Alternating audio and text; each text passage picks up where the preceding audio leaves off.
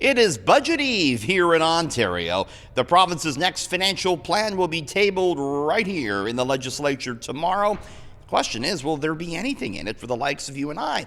The Premier's latest pre-budget announcement today made it clear that at least one sector will be getting some dough, but there are big questions about if there'll be any financial help for cash-strapped Ontarians.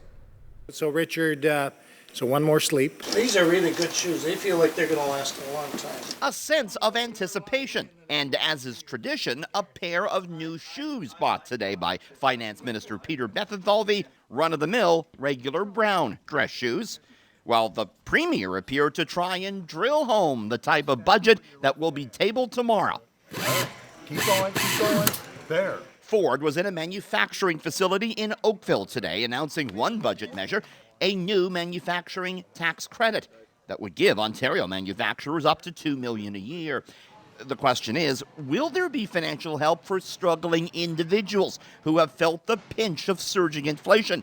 It sure didn't sound like it. Do you know how to take care of the most vulnerable people that are of healthy mind, healthy body? You give them a great paying job. Sources tell CityNews it'll be a back-to-business type of budget, a serious document in tough financial times, I'm told, one that focuses on building infrastructure.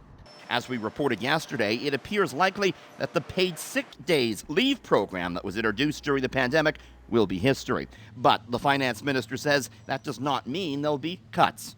It's a plan that will support families, support workers, support businesses today while laying a strong fiscal foundation for future generations. I'd like to see some measures that help real Ontarians and not just the government's insider friends. While opposition leaders at Queen's Park have their own budget wish lists, they all contend that today's manufacturing tax credit announcement should have been targeted elsewhere.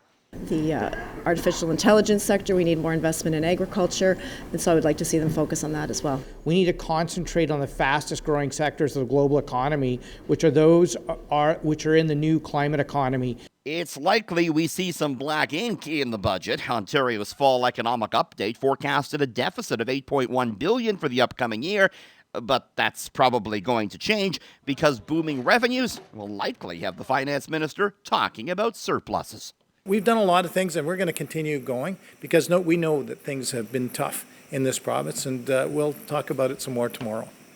Another big question is whether Thursday's budget will include any substantial funding for the City of Toronto, which is currently facing a significant budget shortfall. The deputy mayor says she's hoping for some financial help, but adds that the province hasn't yet said whether or not it'll step in.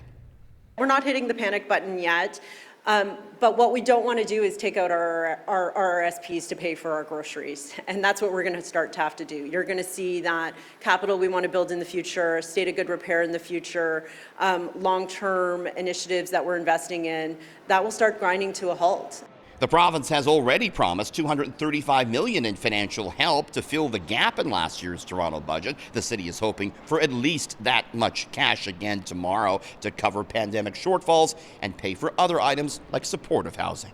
For City News, I'm Richard Southern.